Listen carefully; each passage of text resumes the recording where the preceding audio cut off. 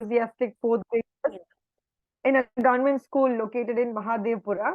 Her tenure in the fellowship has been a continuous learning experience, providing very valuable insights into both classroom dynamics and the community from which her students originate. So she takes a lot of pride in bringing in meaningful impact to her students, sharing the crucial moments of their journey. So we also have Divya here, Divya Unikrishnan. She is again a year two Teach for India fellow based out of Bangalore. She specializes in teaching mathematics to enthusiastic fourth grade class in a government school again located in Mahadevpura. She's working with a diverse group of over 60 students, each presenting unique potential and challenges, which is very, very exciting for Divya too. Bindu, Divya, thank you so much for agreeing to take this space for all our wonderful teachers here. You have done a lot of amazing experiences specifically aligned to data-driven instruction, and they will be sharing their experiences and ideas that they use in their classroom with all of you today. Looking forward to that space. Again, some norms which you've already mentioned. Requesting you to keep your cameras on again if your bandwidth allows. This will help in effective interaction. There will be multiple breakout rooms for you to participate. We urge and we request you to please participate in those breakout rooms. If possible, keep your video on, talk to each other. You'll be coming up with a lot of new ideas again, all through breakout room discussion. So requesting you to do that. Keep your mic off when you're not speaking. This is to ensure that we can hear the speaker very clearly. Again, chat box function, use that to ask any question, to respond to any queries that we ask. And like I mentioned, there's a lot of participation that's going to be required in this session. It's not only listening to the speakers here, but you participating, thinking through, and then putting down certain things. We'll be sharing your worksheet with you. So request you to participate very strongly in this space. With that, I hand it over to our amazing speakers, Bindu and Divya. Over to you. Give me a second, I'll just present my screen and then Bindu will take over.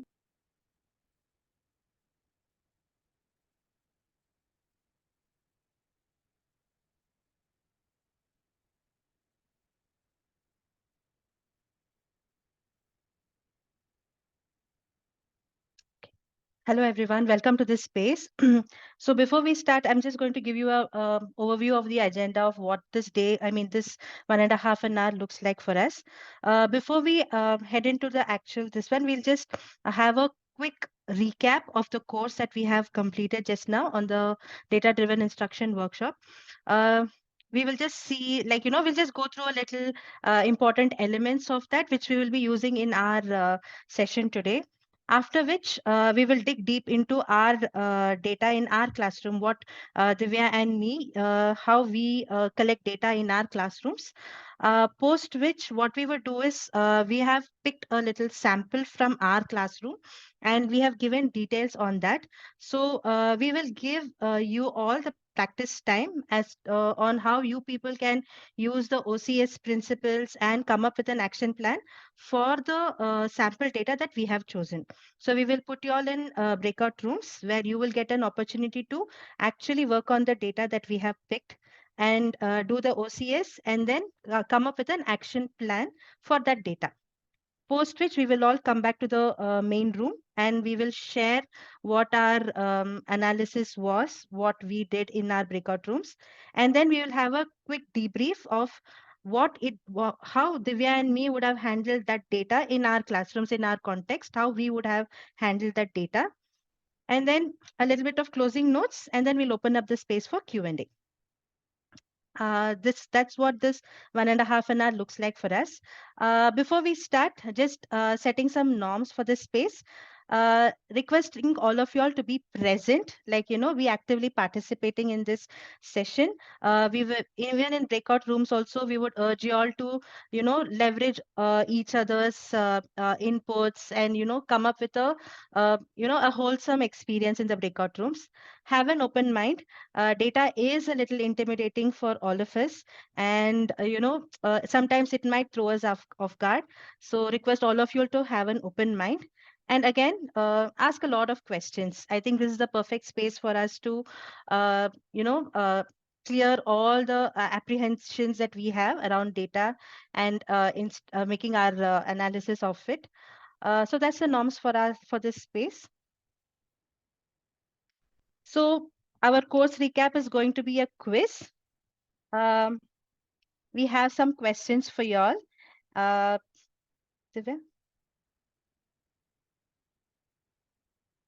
Okay. The first question is, what are the 3 steps in data-driven instructions? I think the poll is there in the chat box.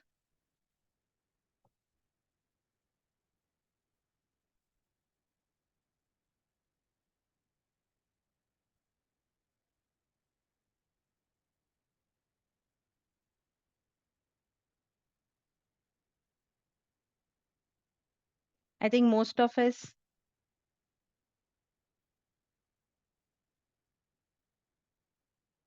Okay, I think the right answer is assessment, analysis, and action.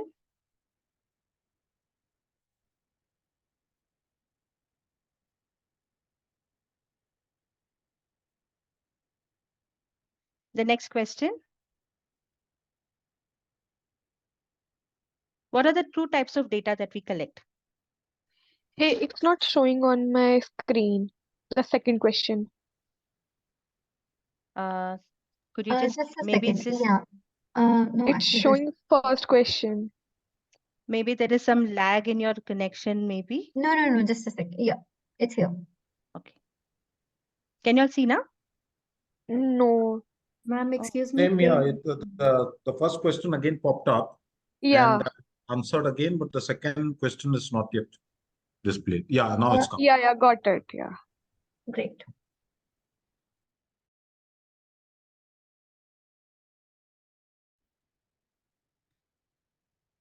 Yep. The answer is quantitative and qualitative data.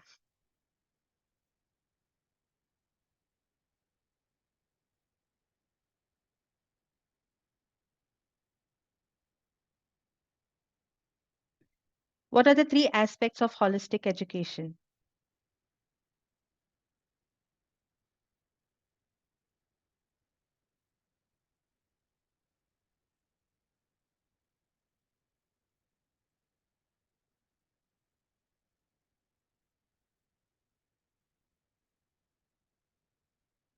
Yep, I think 86% of us have chosen academic achievement, values, mindsets, exposure, and access. Is that the right answer? Yes.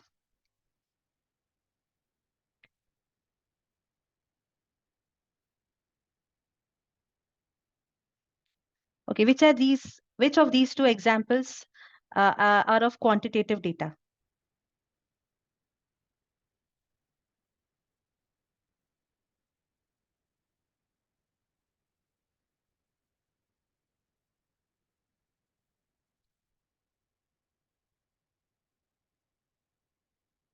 Okay, 83% says attendance rate, student health data. That's the right answer.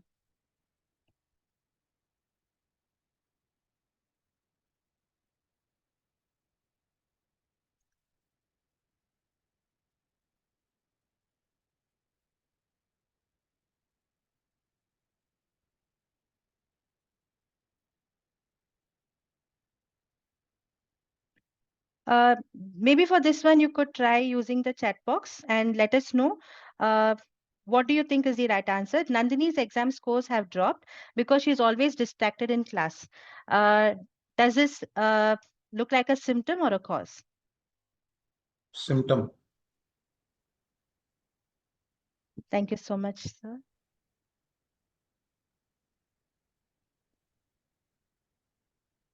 We could use a chat box for the answers.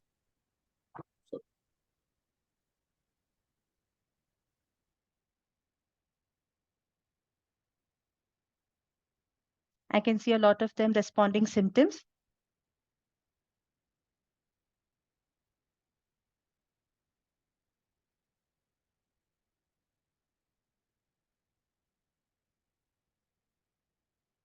Let's see what the right answer is.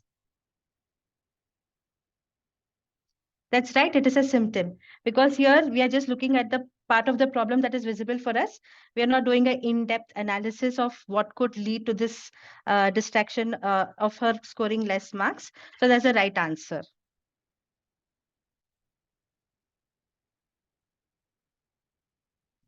That's the end of our quiz. Now I'll hand it over to Divya, who will take us through how we collect data in our classrooms. Just give me a second. I'll screen share again. Thank you so much, Bindu, and thank you so much, everybody, for participating so enthusiastically. Now that we've, brushed over our course itself, we'll give you a little bit of context of our classroom. What is the kind of data that we deal with? So, like we've already established that Bindu and I are year 2 fellows. So we are doing our second year of fellowship at a government school in Bangalore, in Mahadevpura specifically. We teach grade 4 students. So we were with them during the 3rd grade, and we sort of graduated with them to grade 4. And over the course of the year, a lot of students, left the school, new students joined in. So we have dealt with a range of data in terms of the number of students we've had. And when we started off, so both of us didn't have prior teaching experience, so to say. While we have our own professional experiences, we've never really had a teaching experience for a long duration. And initially, honestly, like Bindu mentioned at the beginning, data was daunting. We didn't know what all are the kinds of data that we could be collecting, what all do we need to do with the data that we are collecting. But once we got our hands dirty with data, honestly, there has been no looking back. Like like the course mentioned, and like the study says that, teacher makes 1,500 decisions. I would like to take the liberty of saying that, a lot of those decisions that Bindu and I take during the course of the day in the classroom do come from our understanding of the data that we are presented with each day, the data that we actively go and collect as well. So over the course of the last 2 years, data has been a really big part in the kind of shifts we've been able to bring into our own classroom.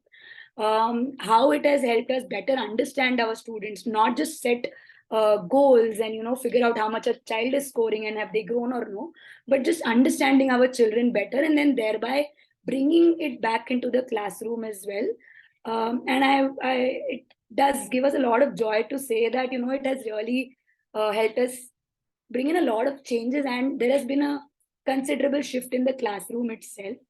A snippet of the kind of quantitative and qualitative data that we collect in the classroom and we utilize to create, even if it's like a particular lesson plan or like the year-long plan in terms of what are the children going to learn through the course of the year. This is some of the data that we really consistently collect and definitely go back to while making small or big decisions. We make sure we have an attendance understanding as well, because a lot of kids do take long leaves, which results in their performance when they come back. So it's not just them being distracted, but there could be a reason they feel a certain way in the classroom. So attendance, weekly tests, formative and summative assessments.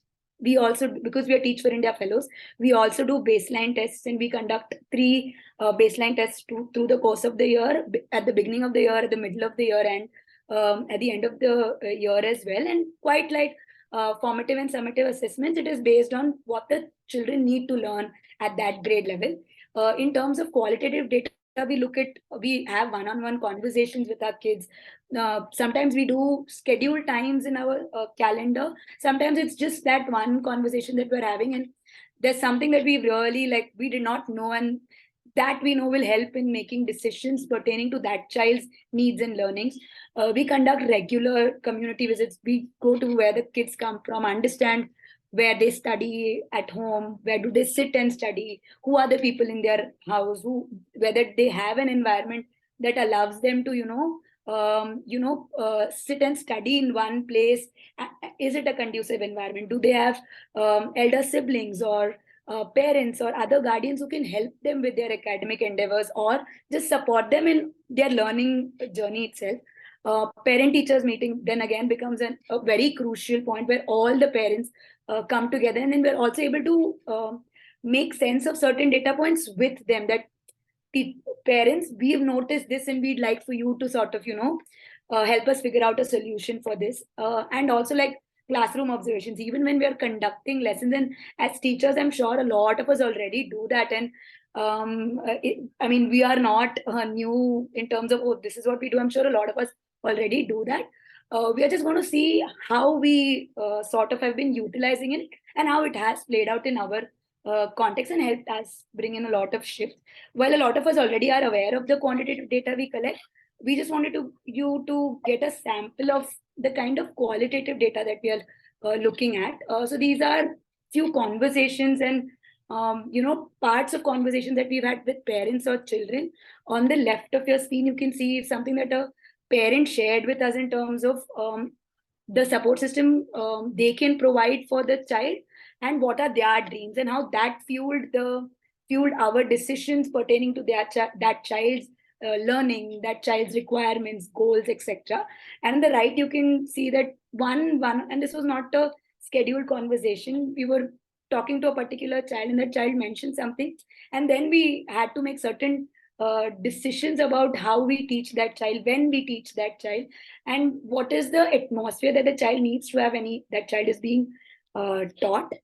And the last example is, so even when we're teaching in the classroom, there is a part of our brain that's, other than the fact that we're executing, there's a part that's constantly observing. As teachers, we notice a lot of things. So this is a snippet of something that happened early this year. We had been with the kids for a year almost, and we noticed that in July this year, their engagement dropped. They were working in silos. Group activities weren't going on as effectively as we'd want them to. While we have group activities planned in our lesson plan, but while execution, it's not working out in the way we intended to, and the children aren't able to get the most out of that group activity. And we realized like that often led to them not being on task, not submitting homework, not being attentive, and overall we noticed that they lacked a sense of ownership. So this observation in the classroom, which is not like a one-off episode or one conversation or one data point, but an observation over the course of a month and a half, that then led to certain shifts and changes that we made to our unit plans, lesson plans, and even the year-long plan as a whole, and how that shifted things. So this is just to give you an idea of the kind of qualitative data that as teachers we could tap into to make changes and to learn from our children as well, and then effectively feed back into the system, into the classroom itself. Having said this so far, the next piece is us going into execution on. While through the course we had the chance to look at case studies, analyze the data, use the outcome, causes, and solutions framework. Something that the course itself mentioned is the beauty of doing or handling data as a team, as a collective, as a group of educators, and how that can be beneficial. So today, like Bindu said, this will be like a perfect opportunity for us as diverse educators from across the country to come together and try these frameworks. While we've done that during the course itself, and in the future, we really hope that you may take it back to the classroom. But this could be like one rehearsal or one execution all where we practice it together, bounce ideas off of each other, and take our learnings back and strengthen whatever we learn through the course, duration of the course. So we will use the OCS framework, the outcome, causes, and solution framework, in the breakout rooms that you all will be split into. Spend 10, so like Bindu mentioned initially, we will be giving you a data set of 10 students. We will have broken down their grades across 2 subjects. We have a tracker of their values and mindsets, and we have a running record of observations that we've made. Bindu will take you through the sheet itself in detail. You will be working on a workbook on Excel, so that will help you input your data. This is like a snapshot of what the data would look like. We've listed down 8 students. We have their academic data on one side, and on the other side, you can see the values tracker, a certain, how do I put it, certain values that we wanted to, wanted the children to work on as the course of the unit, where they stand at the assessment that we last did, and thereby their results as well. Bindu will share the link to the Excel, and then I'll present the screen and Bindu will take you through how to navigate the Excel sheet itself. One thing we'd like to say, like Elizabeth mentioned at the beginning as well, do make the most of this opportunity, because there are diverse range of in the chat box. I noticed we have people from across the country. To make the most of it, and we will pop in and out of rooms. Let us know. Although don't feel daunted. I know this very limited context to work on the data that is there. It is not your classroom, not your school necessarily. So it might not be easy without knowing. You might want to know a little bit more about the student, but play with whatever is there, and you are free to make certain assumptions that, okay, this seems like something any teacher would do. So I'm assuming that teacher has done that, and I'm going to make this recommendation, or I think this is the cause. And feel free to assume things that you think, oh, this is something I don't think teachers generally practice. So feel free to make those assumptions, that those judgment calls at your end as educators yourself. And yeah, once we come back, we'll do a quick debrief and see how we felt doing this in person with a bunch of educators. At this point, I'm going to stop sharing. I will show you the Excel sheet, and Bindu will take you through it. Just give me a second. Okay, I'm just sharing the Excel sheet on the chat box. And once Divya shares the Excel sheet, I will take you through how this activity would look for us. I would request all of you all to just, open the Excel sheet and see, like just go through it and see if you have access to edit. And you will start once you are put in breakout rooms. So a breakout room will pop up on your screen, and you just select the room, and then you could start working on it. Do you want to? All right, yeah. So this is what the data sheet looks like. So we have about 6 students over here, and we have their academic data. So their English marks is there, and then math mark is there. And these are our values tracker. So what are the values we hold the children accountable for? So you have group activity, peer learning, homework, task completion. Task completion is basically any task that you give in the classroom. So for example, if you're asking them to, a do now activity, like, just before you start, maybe you're giving them um, a, a journal entry kind of a thing, write something about your experience about this football match you attended. So what is the children writing about it? Are the children actually doing it? So those are task completion. Classroom engagement is how engaging are the students with the content and in the classroom. And building new relationship is making friends. Are they making friends with others? Are they always restricted to their own set of within their group, or are they reaching out and expanding their friend circle? Then we have running notes from our observation, our community visits, or how the child has performed in the classroom, their behavior in the classroom. So we have running notes of the children. Below that, we also have teacher practices. So what is the teacher doing in the classroom? So this is the sheet that you will use to, this is your data sheet. So from this sheet, you will be doing an OCS, outcomes, causes, and solutions. So outcomes, we all know from the course, it is what are your intended outcomes and what are your actual outcomes. So the intended outcome for our students was that they score an average of 50% marks in all subjects. That was the intended outcome for them. So you can use the data to see what is the actual outcomes, and then proceed with your analysis and action plan. And then causes, you're going to write what are the student actions that led to these outcomes, teacher actions led to these outcomes, and what challenges or barriers the teacher could have that would have led to these outcomes. After your analysis, you will come up with a solution as to what can the teacher change in her way of conducting class, which could lead to the actual outcome. So you have breakout room 1, 2, and 3. So depending upon whichever breakout room you are in, you will fill up that particular cell for each column. What I would suggest is identify one person who will update the sheet in your breakout room. Identify one person who will update the sheet, and there is one person who keeps a time check. So for the OCS bit of it, you have 10 minutes, and for the action plan, you have 10 minutes. So there should be one timekeeper and one person who updates this sheet. And then the next one is the action plan. So once you have done the OCS, you come up with a solution. Now, what would that solution look in action? So what are the time frames that you have? What is your action plan? Who is doing it? When are they doing it? This is what you will put over here. So this is the action plan bit of it. How are you going to make the solution come alive? And when are you going to do it? Again, corresponding to your breakout room numbers, you will start entering the information in it again by the person, designated person who is going to fill up this sheet. If you have any question. Do we have to sign in? It says No, you sign don't in. have to.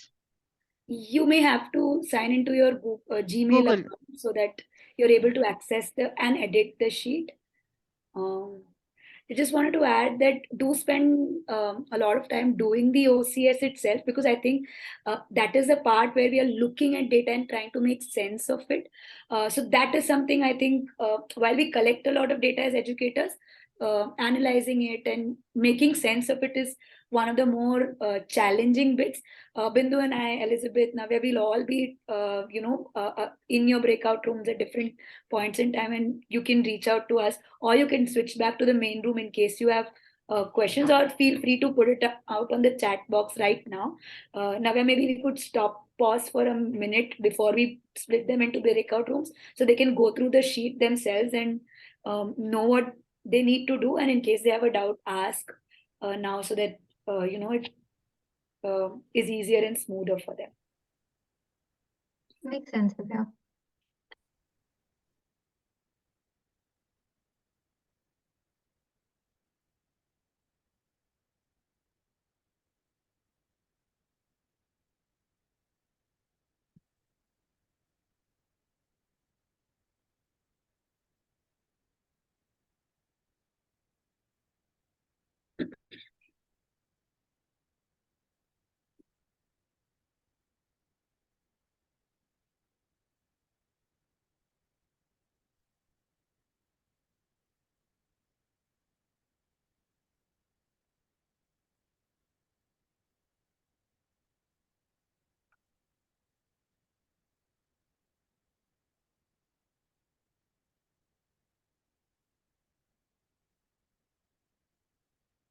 We're at 6:05. I think where we can break out so that they get 10 minutes, and then we can all reconvene back by 6:25. So we have enough time for the Q&A and the debrief as well.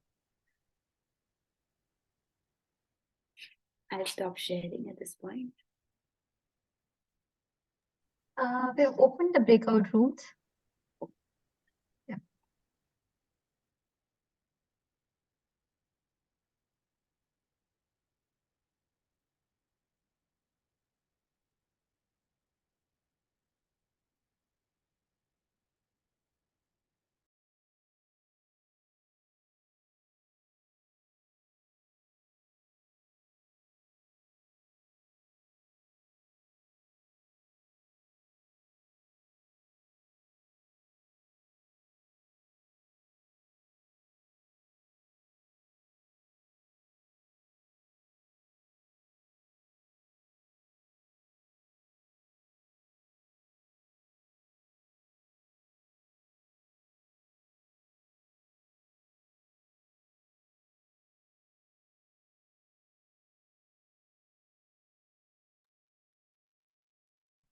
Dear participants, if you're facing any issue while joining the breakout room, please let us know so that we'll be able to help you out.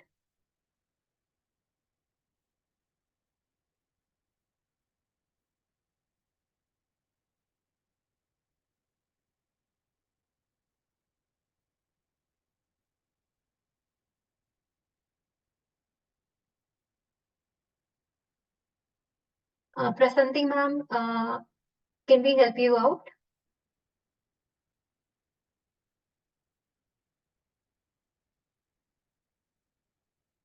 Osama sir.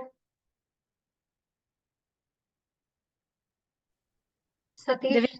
Go to room 2. Yeah. Both of you feel free to go through rooms. Yeah.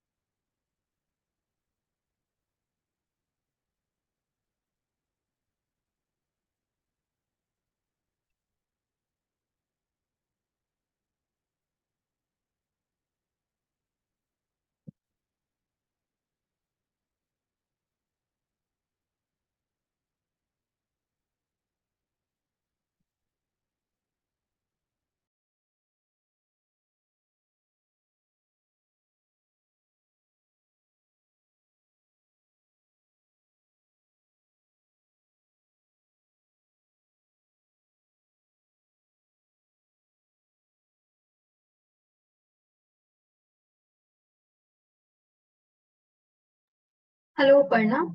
Participants are currently in the breakout room.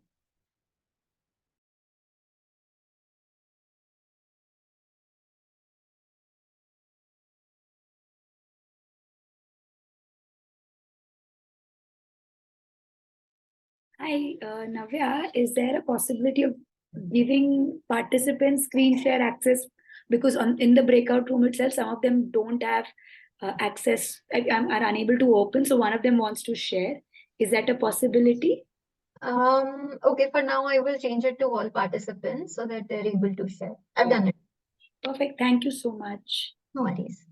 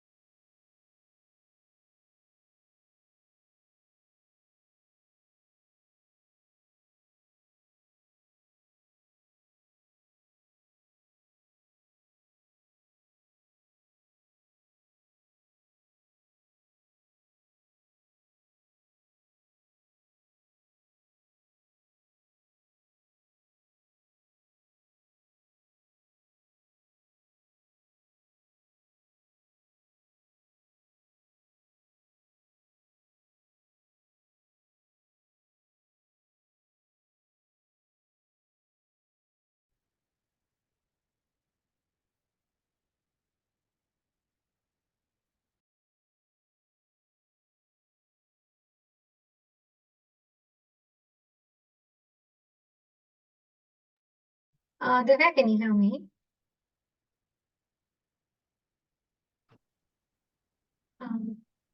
Bindu, I think Divya is stuck. Okay, I'll just check. There could be some power issue at her place. She's back. She's back. Oh, okay.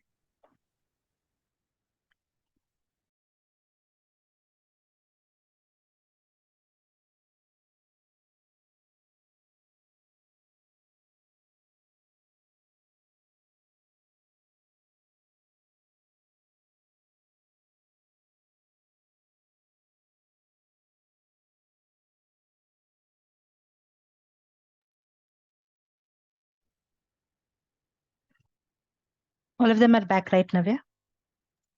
Yeah, you've closed the breakout rooms. You can take it ahead, Bindu. Yeah. Yeah, thank you. Thank you so much for engaging with the sheet. We had the opportunity to going into each of your rooms, and we saw a lot of discussions happening, and most of you had actually cracked it. It was very similar to the analysis that we had made when we encountered these problems in our classroom. So it was really nice, and I felt really very happy to see that you all are also thinking in the same lines as we did, especially in breakout room 1. I think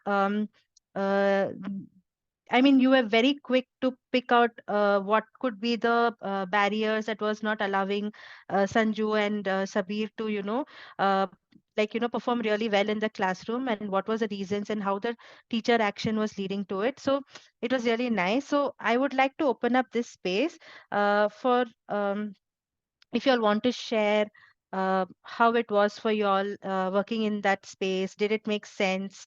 Was it easy for you all? Did you need more context? I'll open it to the participants here.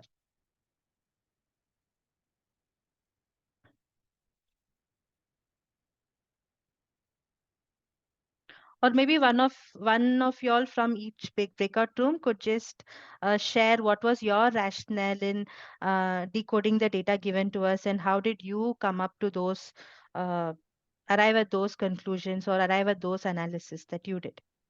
Because we did go into your breakout rooms and you really had very good uh,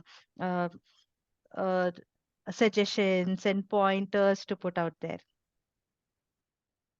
I think in our breakout room number 1, Clary and Deepthi was also very participative. And I think we realized quickly that language barrier was one thing which led to all the and teacher communication, because she was communicating only in English, that has led all the problem. And over the time, we also realized that it is never student who fails, it is only our instructions, our classes. So what we can do, and that's where we felt that if teacher can use and develop her skill, then that can lead and towards any solution.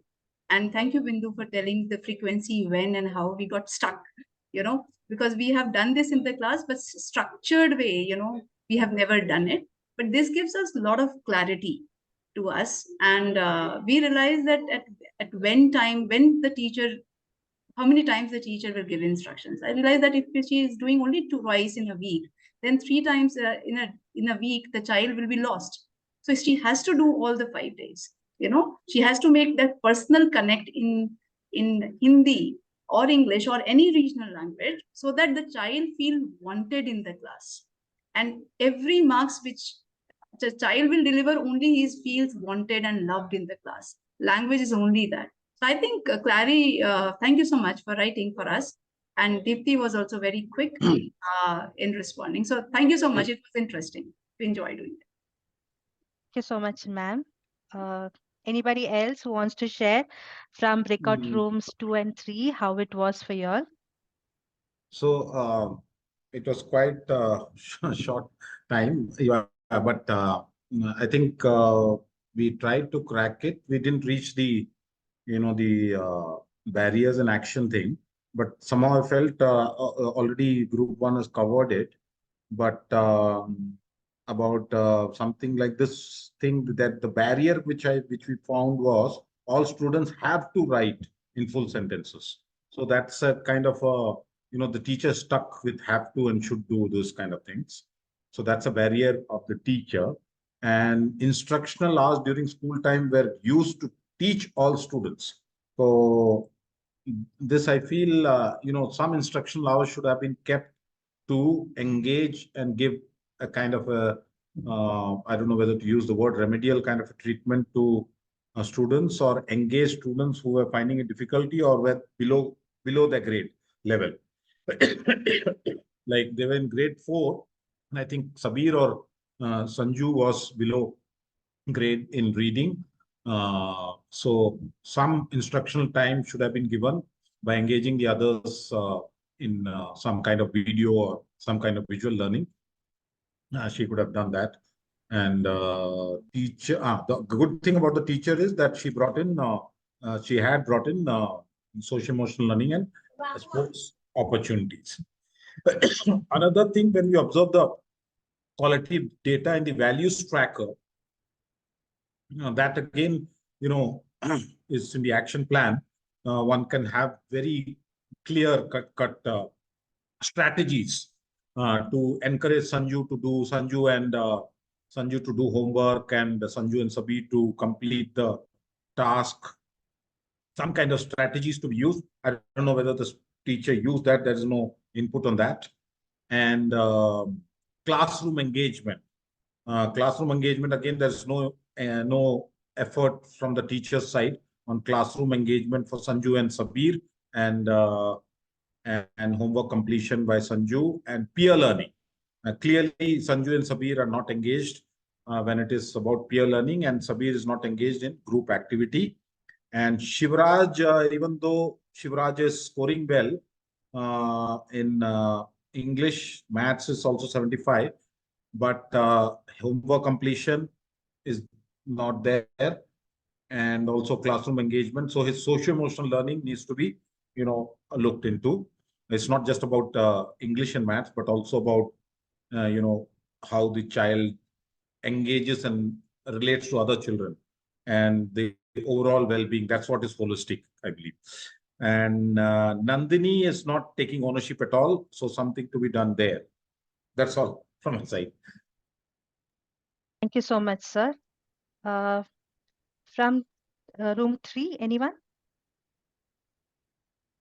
Just going in line with what Mr. Rajesh mentioned, more than discussing, the data aspect, as a special educator, I would just like to, reiterate on one point.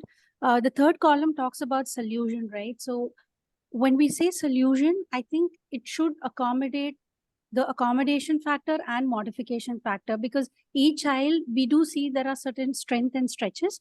And when there is a skill deficit, it's going to take some time until we remediate and address it. So until then, what is a support system I am going to give to the child, so that the child is at par with all the peers? Like one of the child was orally very good, but had difficulty with, text. So maybe some kind of, scribe facility, or using technology like voice to text. And, one child has difficulty, some exam anxiety. So giving extra time. So I think the solution, we have to look into the lens of accommodation and modification. And like as sir mentioned about the barriers for the teacher, definitely, address differentiation, because I know he also mentioned about it. So also mentioned about it. There should be multiple representation from the teacher when I'm talking about the teaching learning material, and there should be multiple expression as a learner for me to express my learning acquisition in different mode, based on the child's learning style and the child's ability. Thank you so much, ma'am. I think I agree with you. A lot of action plans that we have put in for our classroom is also very much in line with what all suggestions that you have given us. And I think I will let Divya take you all through it. So you will see how we would have done OCS for our classroom and what is the action plan that we have come up to. I think now that we have got more information from you all, as well as to what all we could go back and incorporate into our classroom. So thank you so much for that. Divya, over to you. As I present my screen, I also want to acknowledge the fact that as educators, there are so many accounts on which we think alike, I feel. And I mean, I was smiling when a lot of you all were making certain suggestions in terms of taking into account different learners' language needs, and it really helped us realize that as educators, we do put children at the center of it all. I'll quickly, because we want to leave a lot of time for Q&A, I'll quickly take you through what we do. Please bear in mind that if you all feel it is detailed, it is because this is data that we've been sitting on for 2 years. This is something that we work with in and out every day, and hence there might be certain things that we know, and maybe it's not explicitly stated for you all to work with. So take it with a pinch of salt in that sense, because it is data that is contextual to us, and we do understand that working in a new context with new data sets might be challenging. However, here's a quick snapshot of what the OCS would look like if we were to do it for the same. In fact, this is what we've done already as we ended the last unit and we moved into the next unit. This is what the OCS looked like for our classroom. So we bucketed groups of students. There's one thing that I noticed that a lot of us in the breakout rooms, and I think that also comes from a certain, this to bridge the gap for the students that are struggling or are at the bottom quartile. I realized that a lot of us didn't necessarily think about what we could do for the top quartile. Deekshita and Shivraj, we didn't think of how could those kids exceed their expectations. So that's also a thing that I would like for us to take back, that oftentimes kids with the kids who are performing better, we may not always cater to them, we may not tap into their skill sets and abilities. And as educators dealing with 70 kids, Bindu and I have really leveraged a lot of these kids who have been able to perform, or conventionally speaking, are the brighter students, so to say. We've leveraged into their abilities. So peer learning happens through a lot of their help. So we broke down student action. So like a lot of you all identified, language is something that is a barrier for children. Students do not feel confident to participate because it's happening in a language that is not their first language, they are not able to comprehend. For the mid quartile, we notice that they are not consistent, like they are not consistent with their task. They aren't necessarily struggling, but they aren't consistent with their performance and their task. And for people who are performing, they finish their tasks sooner than the rest, and they don't feel challenged enough. They are at a level that is acceptable, so to say, but we don't push them. And that is something that in our classroom we've tried to make the most out of. Challenge them to do more, give them enough opportunities to utilize. So if they're done with the task earlier, how can I challenge that child?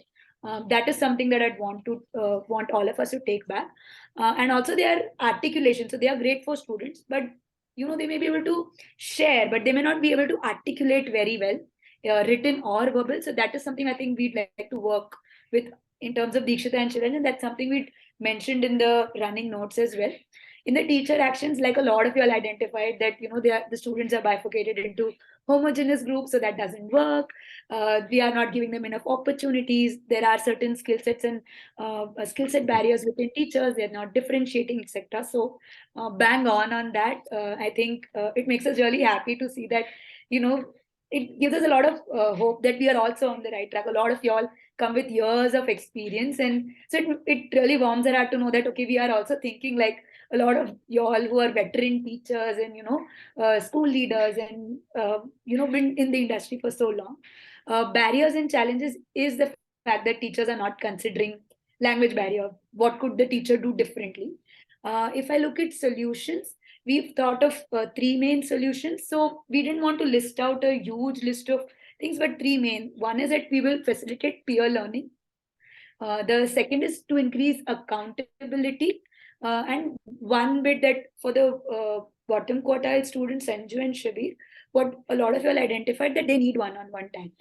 So those are the 3 solutions. I'll quickly take you all through the action plan. So we bifurcated literacy and numeracy separately.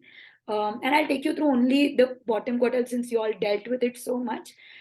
So what we do is we reteach the concept, because again, they have not been able to understand at all. It's not like a small gap. They've not been able to understand because of the language barrier, because the content being above the level that they are currently at. And we'll use a sandwich method, which is basically using, so in our context, we use Kannada, English, Kannada, so that it is sandwich, so that it's easy for them to comprehend and understand and are able to do the task. Then someone else, I remember when I was hopping through rooms, mentioned that the teacher should give different worksheets. Why are they not doing different worksheets? So that is also something we've accounted for. And the worksheets could be differentiated in various ways. It could be the same objective, but different text pieces. So the text is simplified for Sanju and Shabir. It might be a grade 4 text, but we've simplified it so that they're learning the same content, but in a simplified manner.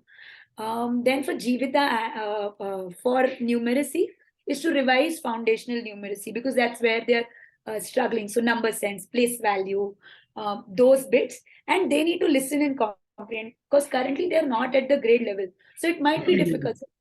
As teachers, it would become our prerogative to spend that one-on-one time with them. Like you all said, that then there needs to be an outside of school instructional hour for them that caters to them.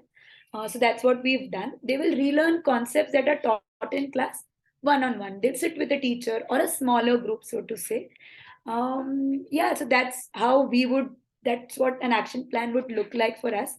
Again, we've been able to complete, give us 20 minutes and we'll not be able to do any of this. So we do understand that the 20-minute time frame that we gave you all was far too less. And yeah, data requires far more than that time for us to really sit with it, deep dive, have a lot of qualitative data at hand also.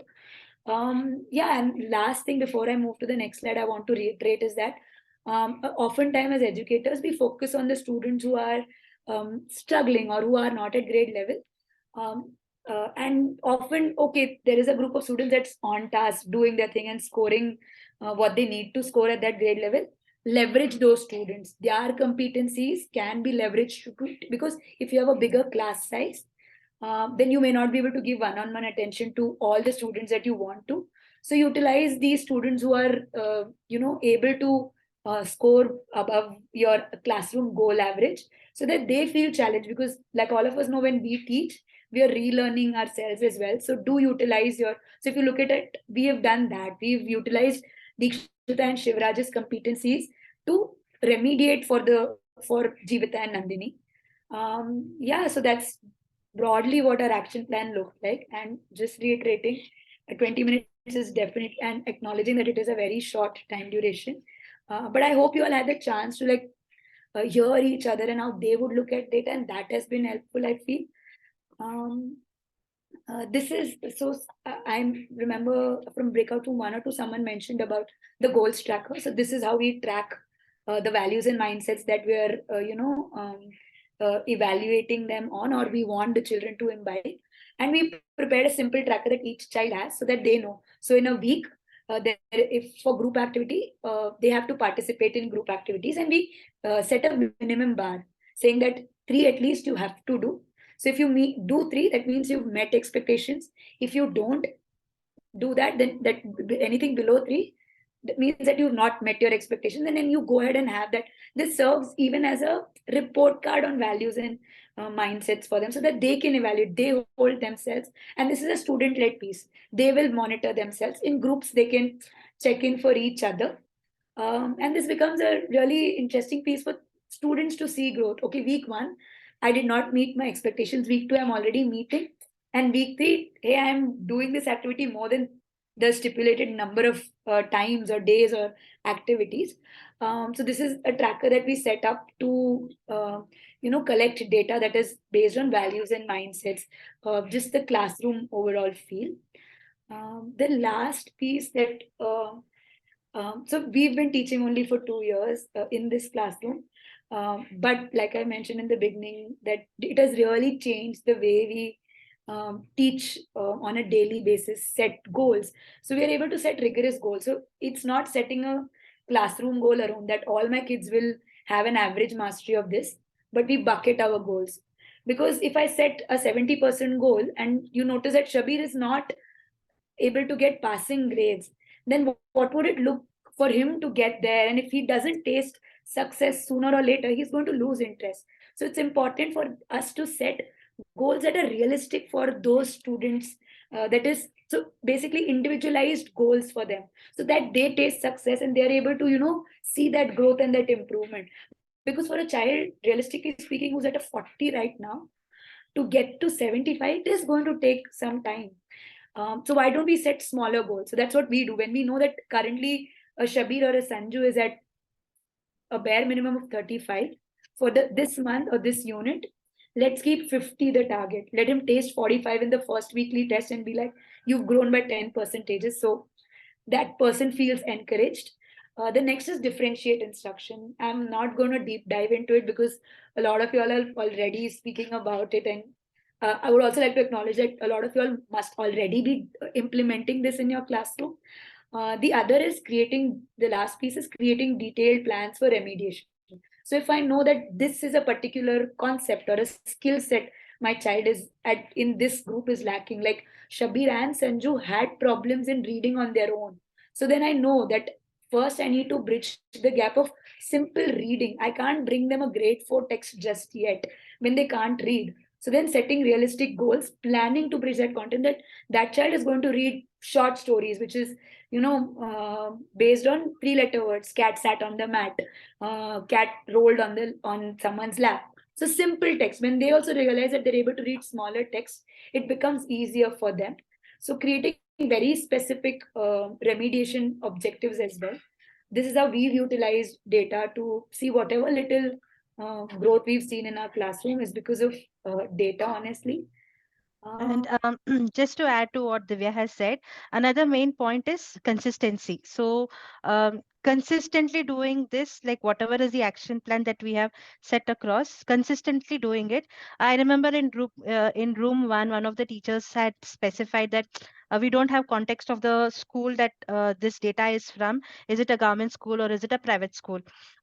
Irrespective of, this is a government school, and yes, we do struggle a lot with instructional time and how to remediate. So what we have done is within our classrooms, we've tried to leverage morning times when students come a little earlier, or maybe during lunch breaks, they finish quickly and then they sit together for like a 10-minute, 15-minute remediation session. And this is where student-led instructions help us. Like we leverage students who are at a higher score, I mean higher level, to help the students who are at the mid and bottom level students. So that kind of helps in us bringing consistency as much as possible.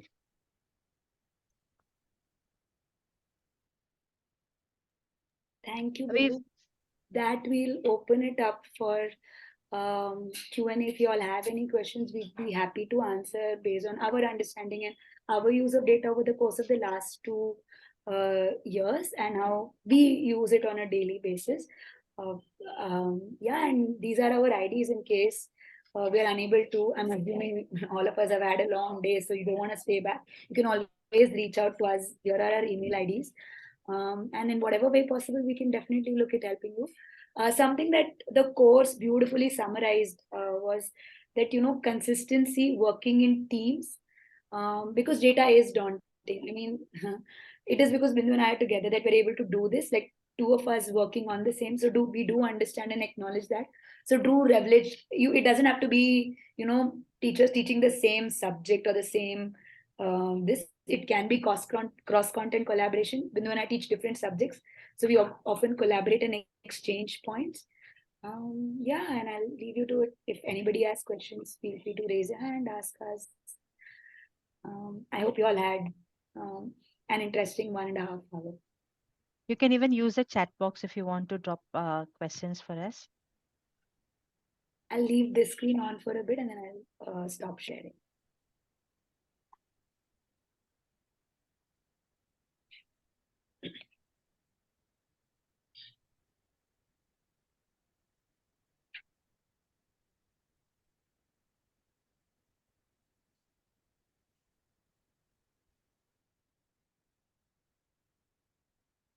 One thing I wanted to ask is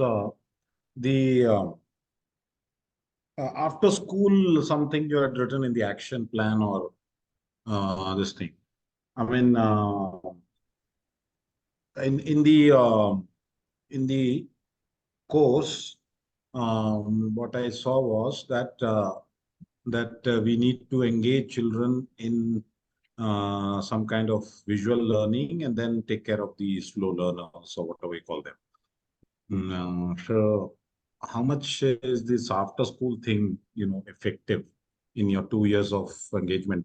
Because children usually, they are tired after school and they want to go home or they want to go and play and all those kind of things. So is it kind of a regular affair or how's it like?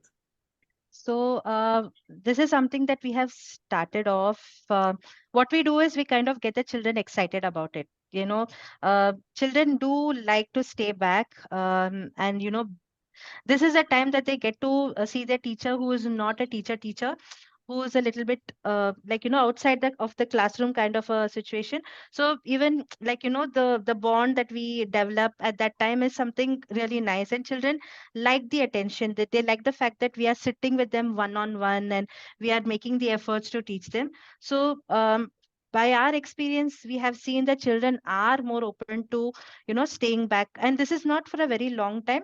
We are looking at just 30 to 40 minutes of additional hours, and that is only thrice in a week.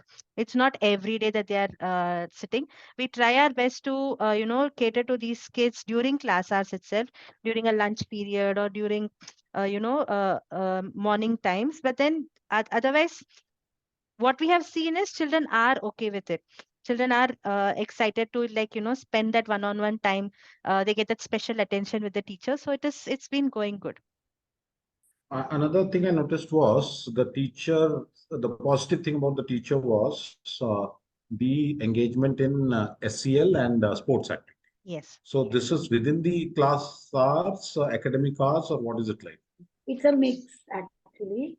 So depending, we have 3 partners of sorts that it's not something that we prepare. So we do this art based classes. So and we schedule that. So that is also scheduled in our calendar.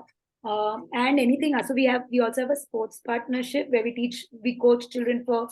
There's a third party that comes and coaches children for football. That is before school hour. But more or less, we try to keep it within school hours because a lot of children maybe traveling back to home is a little daunting a task, and ours is until 3:30 and it gets dark during the winter. So we make sure that at least the SEL pieces is during school hours, so all kids can participate and make the most of it. Anything other than that requires outside of school, you need a lot of permissions and the school agreeing to it, and also parents agreeing to it actually. And socio-emotional learning is like integrated in the teaching process, or do you have some kind of program in between the teaching hours? You do something where the socio-emotional learning is taken care of. It's a mix. So we also try to bring in our lesson plan itself. So if we are going to teach courage for the children, so we would pick the stories, or we would make connections of the value courage to our stories. We would make a part in the lesson plan itself where they are making connections to self and connections to life, where they have shown courage or they have seen courage happening within them, around them. So we would try to bring in every lesson. So in every lesson that we are teaching them, there will be a value part of it associated and a connection to life part of it also. So even if you see a math problem, there is more on authentic tasks, like where will these children use these concepts outside in real world. So that happens in every lesson. And apart from this, SEL happens separately also as a 30-minute, 40-minute, or maybe a 20-minute session during class, during a regular day as well. I have one more question, but I think Beauty has raised her hand. Yes, go on, Beauty. Yeah, thank you, sir. Yeah, so I don't have a question regarding course. I have a question like part 2, data driven wala. I have done 2 times, but वो dashboard पे show नहीं हो रहा है. So that's why I'm unable to do the assessment part and then the feedback part. So what do I do? मतलब, I don't know. Hi, Beauty. I'll leave my number in the chat box. Can we please connect after this call? Yeah, sure. Yeah. Fine. Yeah. Thank you. You had a question, sir? You can. Yeah, I mean, I forgot. Socio-emotional learning, something related to that. So Um, just again, social emotional learning can be multifaceted in itself. So even the sports piece is social emotional learning, where they're developing leadership skill,